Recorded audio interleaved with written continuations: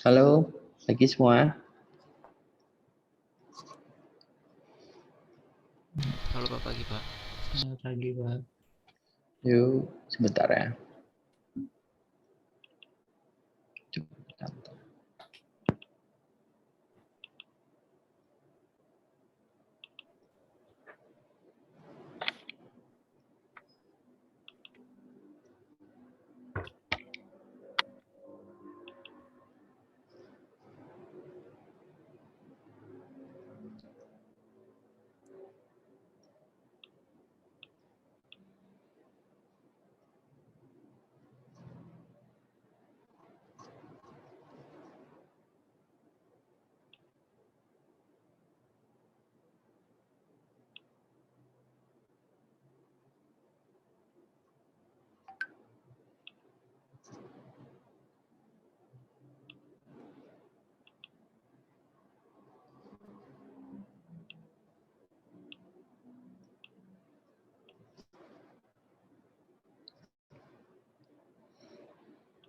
Oke, kita mulai ya. Pertemuan hari ini kita masuk ke virtualisasi. Nah, virtualisasi. Mungkin dengar kata ini udah terbayang beberapa gitu kan tentang apa itu virtualisasi. Nah, di sini kita dalam cloud computing ini juga sebenarnya udah meluas dari virtualisasi ini penggunaannya tersebut. Dan cuma untuk beberapa yang sekarang masih umum itu kayak virtual memory, virtual penyimpanan, adanya virtual mesin, dan juga di sini ada sistem virtualization nih. Ada beberapa contoh mesinnya ya. Sekarang juga udah banyak banget sebenarnya. Mungkin di beberapa seharian kita, nggak cuma si Java atau VMware ini juga udah bukan udah ketinggalan, udah standar lah ibaratnya. Udah hal yang umum gitu untuk kita ketahui bahwa penggunaan mesin virtual ini. Nah, ini definisi dari si virtualisasi itu sendiri. Ya, di sini dibilang si virtualisasi ini merupakan sebuah fenomena itu atau tentang mengembangkan atau mengganti suatu kondisi. Jadi kita buatin antar muka sistem sehingga dia meniru atau serupa dari perilaku sistem lainnya. Oke. Nah, ini contoh tadi ya, ada virtual private network, ada virtual memory, virtual storage, virtual mesin, dan sebagainya. Oke, nah di sini si virtualisasi ini kita kelompokin ada terbagi menjadi beberapa. Nah, di sini dia ada virtualisasi sistem sama virtualisasi proses. Oke, ya ini dulu deh. Dua dulu ya, sistem dan proses. Nah, di sini kalau sistem ini dia melakukan virtualisasi sumber dayanya gitu, untuk perangkat keras. Misalnya untuk CPU, input outputnya, memori, peralatan jaringan. Oke, nah sedangkan untuk perangkat lunaknya itu disebut sebagai VMM atau Virtual Machine Monitor atau juga sebagai Hypervisor. Oke, nah virtualisasi proses ya. Nah, ini virtual prosesnya ini sebuah virtual melakukan eksekusi sebuah proses. Nah, contohnya si JFM ini untuk membaca kode byte dari program gitu lalu diinterpretasikan ke dalam format native sistemnya. Oke, jadi ketika dia tulis ya udah dia akan running ke semuanya. Oke, nah kita masuk ke mesin virtual. Oke, nah si mesin virtual ini atau virtual mesin ya. Oke, dia merupakan suatu buah duplikat gitu. Oke, jadi yang efisien dan terisolasi dari sebuah sistem mesin nyata atau fisiknya. Jadi mesin virtual ini kita menggunakan mesin gitu kan. Menggunakan mesin atau menggunakan komputer atau apapun ya, tapi si komputer aslinya itu jauh dari kita nih, tapi kita dengan si virtual ini seolah-olah kita ada di dekat kita gitu, mesinnya tersebut. Oke. Nah, ini awalnya. Jadi physical mesin yang pada umumnya nih, kalau kita punya satu buah laptop atau satu buah PC gitu, umumnya arsitekturnya seperti ini, di mana physical hardware itu kita harus tahu bahwa si komputer kita tuh dia ada prosesornya, ada memorinya, ada input outputnya gitu kan, ada device apapun di dalam komputer kita. Oke deh. Jadi physical resource-nya biasanya di underutilized. Nah, ini urutannya. Jadi hardware yang kita punya nih, CPU, memory, NSI, ada hard disknya apapun. Nah, dari situ lalu masuk dia di operating system, ada di operating system baru aplikasi yang kita gunakan nih. Mau kalian pakai Windows pakai apapun. Oke. Nah, di sini software juga cuma satu ya, single OS, dan kita bisa dua juga sih. Tick couple, oke, control hardware. Nah, kan kalau dalam virtual machine nih, sebenarnya komputer tadi itu yang dilihat oleh orang itu nggak langsung spesifikasi yang dia punya tuh. Bisa jadi komputer kita tadi itu digunakan oleh beberapa user sekaligus. Di sini contohnya tuh misalnya ada dua orang gitu, ada dua user lah, dua user menggunakan akses, sebenarnya dia mengakses PC yang sama gitu. Jadi sebenarnya di sini kita buat satu buah virtualisasi layer gitu, di mana spek CPU-nya, spek memori, spek RAM itu semuanya sesuai dengan spesifikasi mereka gitu kan. Di user kedua juga sama, kita kasih tahu juga spek CPU, memori, dan lain-lain sesuai dengan spesifikasi yang mereka butuhkan atau mereka yang bayar. Oke. Lalu sama ada operating system, lalu application-nya gitu. Application-nya pun mereka bisa install lebih dari satu. Oke, jadi ketika mereka menggunakan layanan virtual machine-nya, mereka bisa menggunakan kebutuhan apapun untuk bisnis mereka gitu. Mau lebih dari satu pun nggak ada masalah. Oke, nah. Jadi apa yang mereka lihat gitu di dalam virtualization itu sebenarnya ya hanya bentuk virtual aja tuh. Dia nggak tahu bentuk fisiknya itu seperti apakah sama gitu ya, spek yang mereka punya lebih rendah atau ternyata atau lebih tinggi gitu, kita nggak tahu gitu. Ibaratnya bisa aja gitu kan, padahal spesifikasi aslinya lebih rendah tapi muncul di si virtualization-nya itu lebih tinggi gitu. Ibaratnya kita dibohongin nih, ternyata speknya nggak seperti ini gitu. Atau mungkin umumnya sih jarang ya, umumnya sih pasti lebih tinggi gitu karena dibagi menjadi rata. Oke, nah jadi apa yang dilihat oleh si user 1 dan si user 2 tentu saja berbeda gitu, dengan si masing-masing berbeda, dan juga dengan si arsitektur aslinya pun juga pasti berbeda. Oke, nah di sini dia bilang si OS ini sama application setnya di encapsulate ya, jadi terbungkus dengan rapih gitu untuk tiap server, jadi nggak saling berbenturan. Oke. Nah, di sini dia bilang virtualisasi software-nya itu ada extra level, oke. Untuk indirection di coupled hardware, ada multiplexing, strong isolation, oke, di step dan dia nge-manage physical resource-nya untuk di-improve penggunaannya secara maksimal. Oke, nah ini dia masuk ke langsung isolation aja, oke. Nah, dia masuk ke virtual machine isolation. Oke.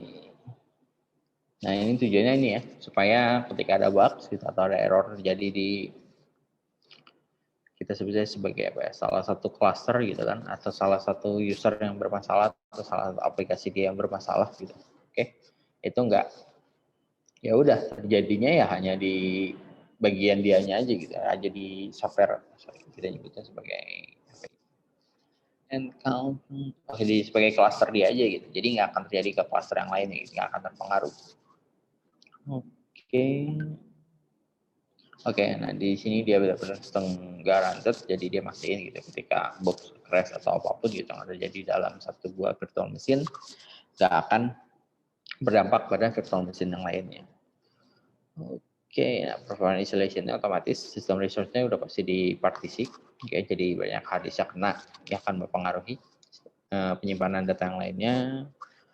Oke, nah di sini si VMware-nya itu bisa ngekontrol ya untuk preservation limit, jumlah share dan segala macam. Oke, nah ini encapsulation, nah harusnya ini dulu nih. Oke, nah si virtual machine-nya itu sebenarnya kalau di dalam sistem ini dibaca sebagai satu buah file gitu. Jadi kayak kalian nih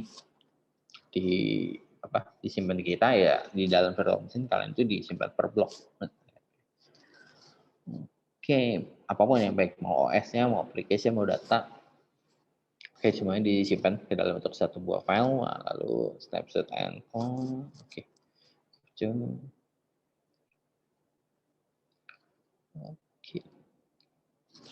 Oke. Oke, nah di sini si virtual machine-nya itu dengan mudah ya, bisa di capture, unify, dan di restore gitu kan. Jadi waktu yang bersama.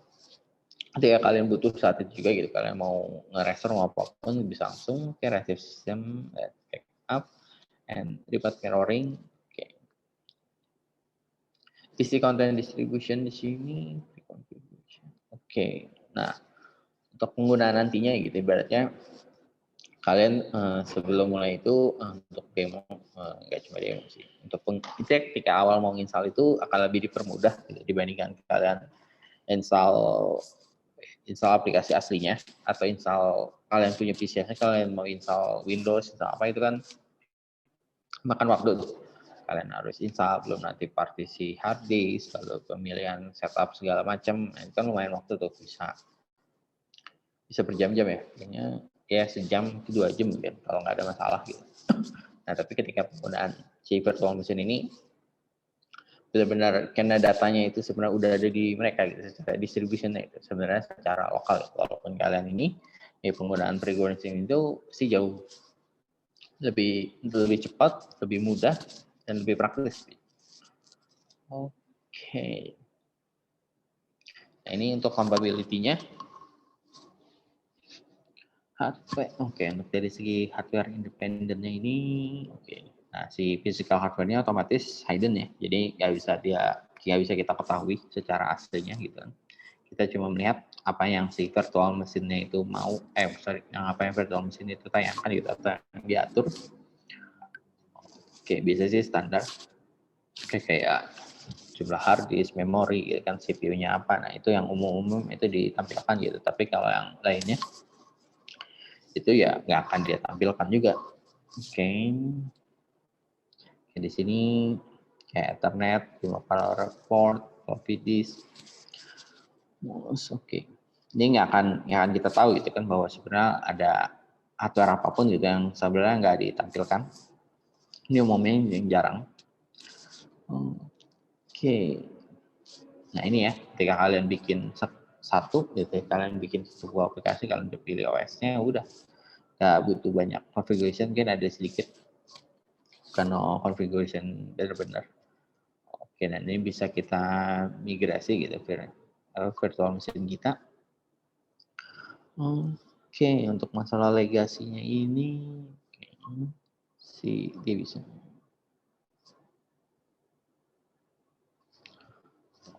Oke.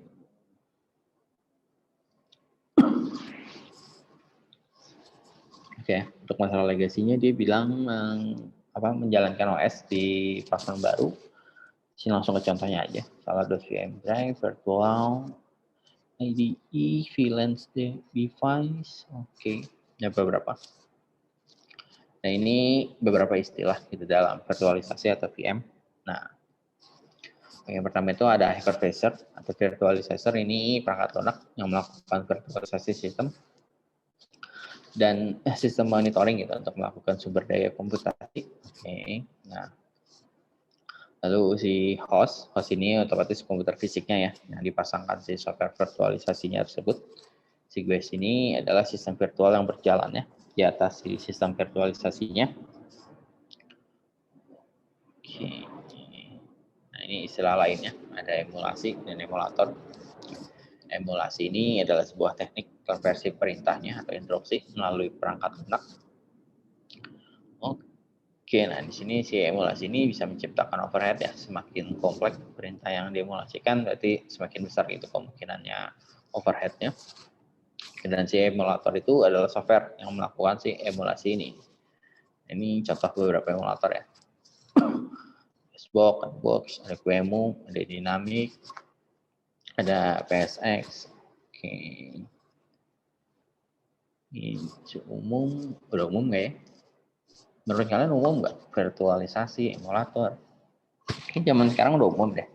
Udah apa ya? Bahkan di handphone kita pun ada gitu kan. Kalian mau bikin multi OS, dual application, udah ada semua. Nah, itu kan konsep virtual itu sebenarnya. Kalian dibuatin seolah-olah gitu di dalam HP kalian itu ada 2 OS yang berbeda gitu.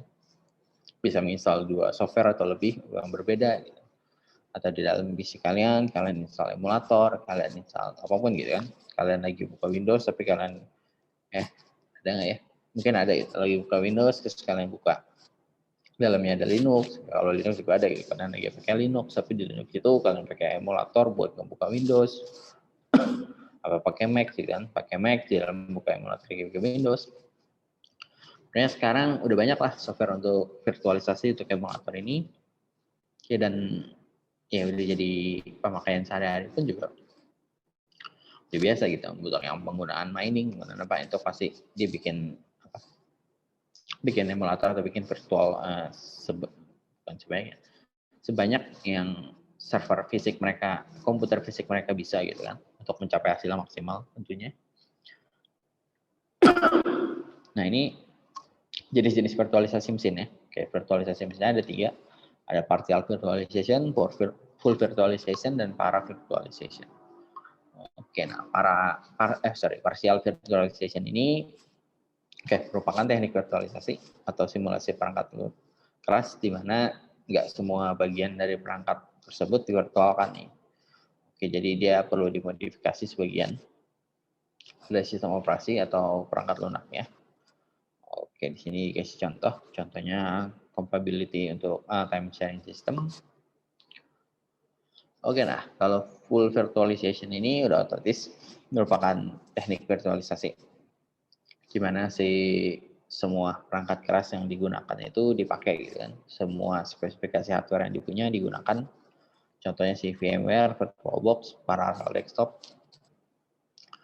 Oke, nah di sini sistem pada siklusnya bisa berjalan tanpa modifikasi ya, jadi bisa seutuhnya, bisa dipakai. Oke, nah di sini semua guys mendapatkan virtual hardware, dan semua virtual hardware dikelola oleh si hypervisor. Udah. Oke, ini paling umum ya dalam bentuk penggunaan saya lupa langsung virtual emulator atau virtualisasi. Biasanya sih jarang, kecuali ada beberapa kepentingan ya, jadi emang harus di-keep. Tapi kalau enggak ya udah pakai aja semuanya gitu. Ngapain juga disimpan nih Pak. Oke, nah kalau si para virtualization ini merupakan teknik virtualisasi dengan melakukan eksekusi permintaan. Dari guest ya. Sehingga dia meniru perilaku kerja sebuah sistem perangkat keras yang berbeda. Contoh di sini si Ken. Nah, si para virtualization ini dia tidak dilakukan simulasi lengkap, jadi melainkan sesuai permintaan. Dari si guest itu nge-request, gitu kan, entah melalui API atau menggunakan para API. Nah, si guest ini perlu disiapin atau dimodifikasi ya untuk bisa berjalan di lingkungan ini. Oke, nah istilah pada virtualisasi ini ada 2. Ada DOMO itu sekali sebutnya. Guest OS utama yang ditumpahkan gitu pada host untuk mengelola dan melayani guest lainnya. Si DOMO ini mengakses langsung ya untuk hardware pada hostnya. Lalu si DOMO ini adalah si guest OS-nya yang dikelola oleh si DOMO gitu untuk mengakses hardware melalui para API. Pada DOMO. Nah jadi sebenarnya komputer hardware fisik kita itu kita namai nih si DOM kosong atau DOMO ini ya. Tugasnya ya sebenarnya kita bilang tugasnya ya kayak backend aja tuh. Kita bikinin API, kita bikinin untuk menerima itu permintaan apapun. Nah, berikutnya udah tinggal atur untuk si guest atau si komputer nanti yang di virtualisasinya itu atau sebagai DOMO itu.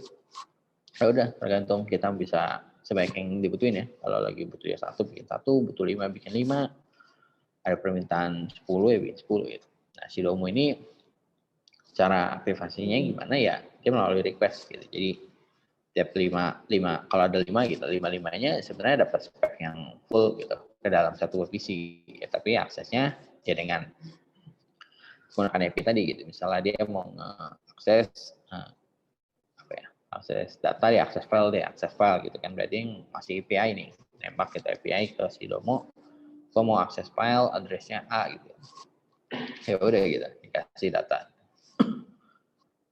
Oke.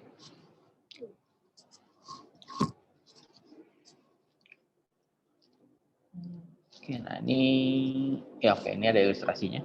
Ya, jadi ilustrasi untuk full virtualization.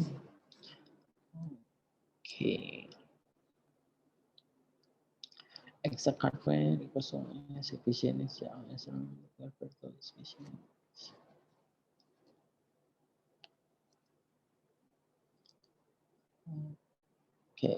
Oke. Ini ya, dimana dari si virtual mesinnya nampilin gitu kan si hardware spesifikasi yang mereka dapat apa gitu kan. Nanti ketika sebenarnya ada permintaan atau apapun, ya dari si Quest ya atau dari si operating system yang kita akses, ya sebenarnya nggak akses ke physical hardware langsung. Oke. Jadi otomatis dia dapat exact hardware expose-nya di dalam OS-nya, lalu dia efisien execution-nya karena dia langsung mengaksesnya. Oke, nah di mana OS run yang udah terinstall itu nggak bisa dirubah. Nah, jadi dia butuh virtualisasi arsitektur ya, otomatis untuk nampilin si virtual ininya. Oke, nah sedangkan kalau si para virtualization ini, oke, nah dipisah nih. Jadi si physical hardware dia udah di-install segala macam, udah diatur, nah udah dibuatin ya virtual mesin monitornya. Nah, jadi ketika ada permintaan gitu kan, si operating systemnya bisa diubah-ubah, oke, di dalam menggunakan si virtual mesinnya. Oke, dia butuh porting OS code. Oke, nah execution-nya overhead. Nah, jadi cara kita mau merubah OS ini sebenarnya di dalam si physical hardware ini udah ada nih. Udah ada banyak OS lah, mau OS Linux, mau OS apapun gitu. Di dalam situ kalian mau pakai Red Hat, mau pakai apapun. Nah, jadi ketika kalian pilih ya udah. Jadi sebenarnya itu cuma nembak doang nih ke dalam API, ditembak ini. Dan perintahnya di API itu adalah misalnya tadi tolong installin Red Hat, otomatis baru si physical hardware-nya baru melakukan install. Oke, nah otomatis tadi ya ketika misalnya ada permintaannya banyak, gitu lagi install OS cepat sih, install apa yang lama ya. Oke lah, misalnya kita lagi install software yang permintaannya besar atau lagi lambat gitu, otomatis ditambah lagi ada permintaan baru, itu kan bikin overhead tuh karena ada sistem antrian. Beda dengan si full virtualization langsung diakses langsung gitu. Oke.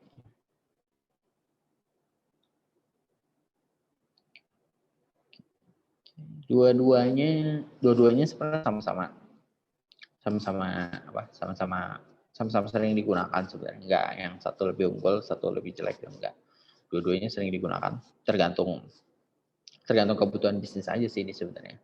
Mana yang kebutuhan bisnisnya itu bisa pakai para virtualization ini. Oke, biasa sih kalau layanan cloud kebanyakan pakai para virtualization ya, karena jarang mengakses langsung server kita. Tapi ada beberapa juga sebenarnya kalau emang kebutuhan dia mau satu buah PC langsung gitu, kebutuhannya dia mau itu pakainya tuh virtualization. Makanya baik lagi tergantung kebutuhan bisnisnya gitu. Layanan dua ini sama-sama punya kelebihan, sama-sama punya kekurangan gitu ibaratnya. Oke. Nah, kita masuk ke si hypervisor. Nah, hypervisor ini untuk masuk ke perangkat lunaknya ya. Oke, nah ini contohnya dulu. Untuk jenis desktop atau workstation ini ada VMware Workstation, Parallel Desktop. Oke. Nah, untuk jenis servernya atau enterprise-nya ini ada VMware Enterprise, ada Xen Server, dan lain-lain. Oke. Nah, ini untuk virtualisasi dari segmen desktop ini. Oke. Berbagi dengan si OS host. Nah. Oke, nah untuk segmen desktop ini berarti di sini dijelasin bahwa si sistem virtualisasinya itu dipasang di OS-nya si host ya. Dan disertai dengan beberapa tools pengelolaannya. Nah, tapi yang melakukan kontrol sumber daya kompositasinya itu tetap kita. Tapi untuk untuk hardware-nya itu kita berbagi sumber daya dengan yang si OS kerjakan. Oke. Pengelolaan sistem dan mesin virtual ini dilakukan melalui tool yang dipasang pada sistem operasi host. Oke, nah lalu kalau pada server enterprise atau virtualisasi server, sini hypervisornya berjalan pada perangkat fisik Dimana si software-nya diinstal itu memiliki kontrol penuh gitu untuk penggunaan sumber daya yang ada. Oke, nah pengelolaan sistem atau mesin virtual ini dilakukan melalui tools pada si hypervisornya atau pelengkap si komputernya melalui si jaringan komputer. Oke, nah ini ya kelebihan dan kekurangan dari si virtualisasi ini. Oke, jadi sebenarnya baik lagi, kenapa jadi virtualisasi ini perlu dilakukan gitu kan? Karena adanya konsolidasi server, ya, sehingga menghasilkan penghematan ya hardware dan software ya. Jadi kayak tadi, kalau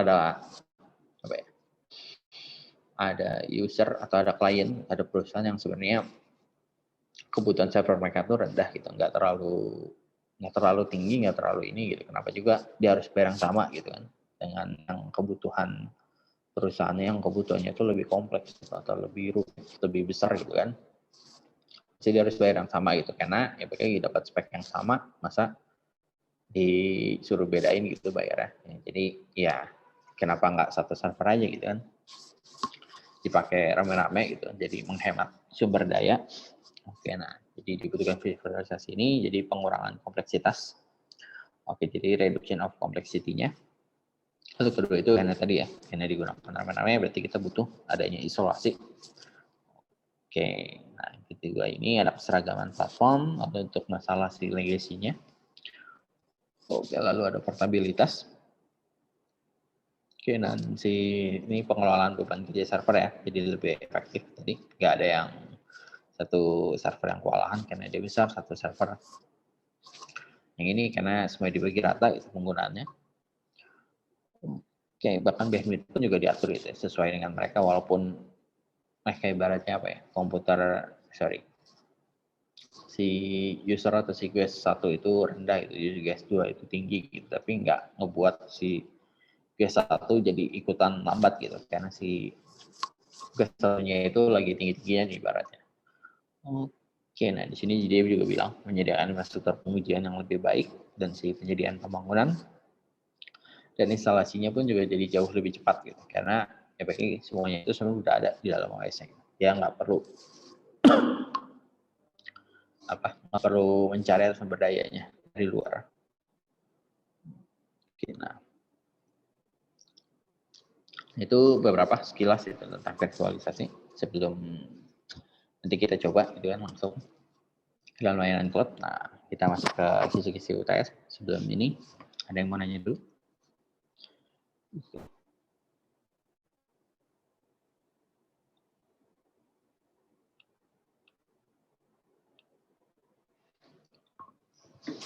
Aman? Lanjut? Aman, Pak. Oke ya, ini untuk UTS kalian minggu depan. Nah, ini ya, jadi sifatnya saja gitu, tertulis masih untuk UTS ini sifatnya open book. Kalian bebas mau googling, mau cari sumber dari manapun. Oke. Batasnya ya. Sumber ini ya dari materi pertemuan 1 sampai 7 ya. Jadi kalian bisa pelajarin seputar itu aja gitu, nggak akan keluar dari pertemuan 1 sampai 7 ini kok. Oke, lalu sifatnya open book tadi ya, bisa jelasin durasi waktu pengumpulannya itu 3 hari ya. Jadi kan kalian tes minggu depan, Senin, Selasa, Rabu ya. Jadi itu Rabu depan yang lambat. Oke. Nah, nggak ada ujian susulan, oke. Jadi ini udah saya ibaratnya saya selalu kasih waktu lebih gitu supaya antar nggak ada yang alasan rapat keluar kota lah, meeting segala macam aneh-aneh lah. Pokoknya mahasiswa sekarang tuh dramanya banyak, pusing saya. Udah kalah sinetron di acara-acara TV sekarang. Ya, jadi udah nih, udah kasih 3 hari, udah nggak ada alasan nih mau hari hanya nggak bisa hari apa, pokoknya ini menurut saya ini cukup ujian ini. Dan kalau melewatin ya udah, berarti kalian harus bikin jurnal tentang materi dari pertemuan 1 sampai 7. Deal ya? Tidak ada yang keberatan?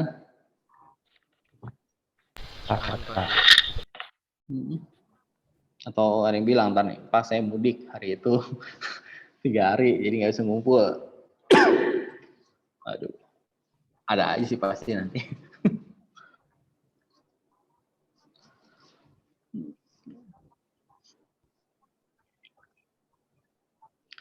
Ujiannya nanti ya pas hari apa sesuai jam kuliah kita aja. Jadi minggu depan jam 10 kemungkinan baru saya upload soalnya.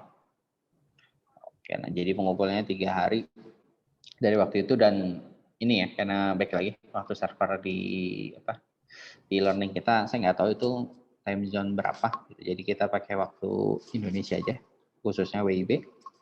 Oke, jadi 3 hari dari sebenarnya berarti jam 12.00 gitu ibaratnya. Nggak usah lihat di waktu server ternyata ya kalian ngumpulin gitu kan sebelum jam 12 tapi ternyata kok udah telat apa jadi nggak usah dipusingin gitu ibaratnya. Saya tetap ngeceknya berdasarkan waktu apa waktu sebenarnya waktu Indonesia ini ibaratnya nggak pakai waktu server. Oke, itu aja untuk ujiannya. Oke, semangat. Maaf, Pak. Untuk pengumpulannya di mana, Pak? Di e-learning sama kok. Soalnya di e-learning, pengumpulan juga di e-learning. Terus nama filenya dinamain apa, Pak? UTS Cloud Computing kah atau gimana? Nanti di instruksinya saya kasih ya. Biasanya sih cuma apa? NIM, nama, apa lagi ya? Oh, udah kayaknya nama-nama. Nanti saya tulis di instruksi pada waktu pengerjaan tesnya ya. Oke, Pak. Baik, Pak. Terima kasih, Pak. Oke, ada lagi? Soalnya ada 8. Tuh, saya baik kan? Oh iya, Pak. Nggak usah masuk Zoom kan, Pak? Kenapa? Nggak usah masuk Zoom dulu kan? Atau harus masuk Zoom dulu? Masuk jam? Maksudnya gimana? Zoom, Pak. Room. Oh, nggak usah. Langsung aja. Lihat di learning, kalian download soalnya. Udah, kerjain aja. Oke, Pak.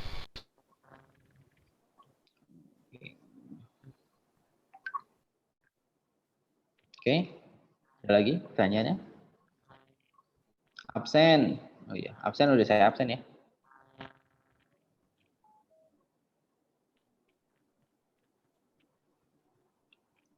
Ini saya nanya ada pertanyaan tapi saya jawab sendiri. Oke.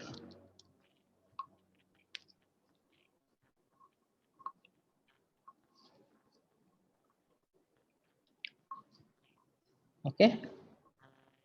Ya ada lagi? Nggak ada, Pak. Oke. Ya udah. Apa itu? Oke, kalau nggak ada lagi tanpa berlama-lama lagi. Sekian untuk pertemuan hari ini. Thank you semuanya. Selamat lagi. Sukses buat UTS-nya. Thank you semuanya. Bye. Aduh. Terima kasih banyak, Pak. Oke. Suara apaan sih itu? Oke, yuk. Bye.